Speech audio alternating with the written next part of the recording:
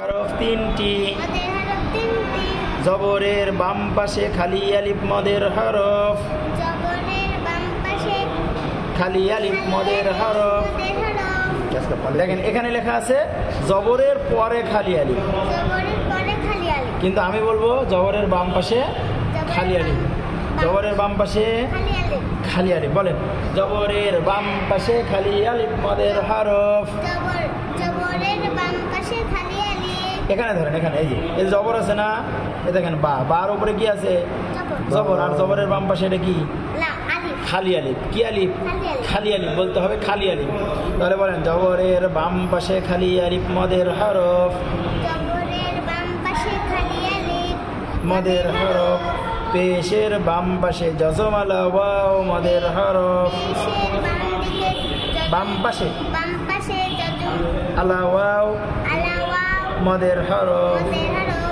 জেরের বাম পাশে জজমালা ইয়া মদের হরফ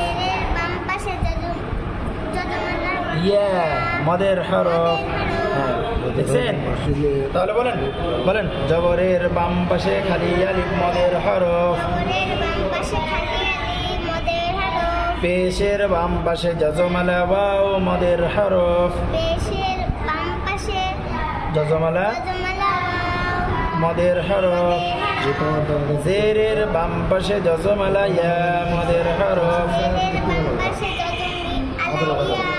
মদের হরফ। তাহলে মদের হরফ মোট কয়টা? তিনটা।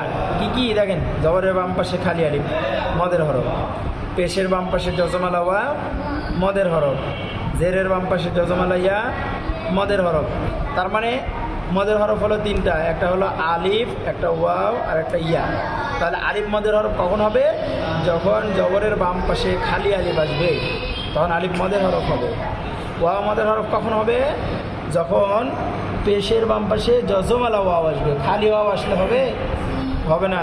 অথবা পেশের বাম পাশে যদি ওয়াও আসছে কিন্তু ওয়াওর উপরে আবার জবর আছে, তাহলে ওই ওয়াও কি মদের হরফ হবে? কখন মদের হরফ হবে? যখন পেশের বাম পাশে জজমালা ওয়াও আসবে, যে ওয়ার উপরে জজম থাকবে, এই যে জজম। ঠিক আছে? আচ্ছা, ইয়া মদের হরফ হয় কখন? যখন এই যে জেরের বাম পাশে জজমালা ইয়া ইয়া আসবে, তখন ইয়া কিসের হরফ হবে?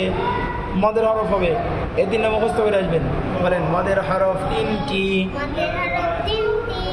জবরের বাম পাশে খালি আলিফ মদের হরফ। এটা কেটে দেন।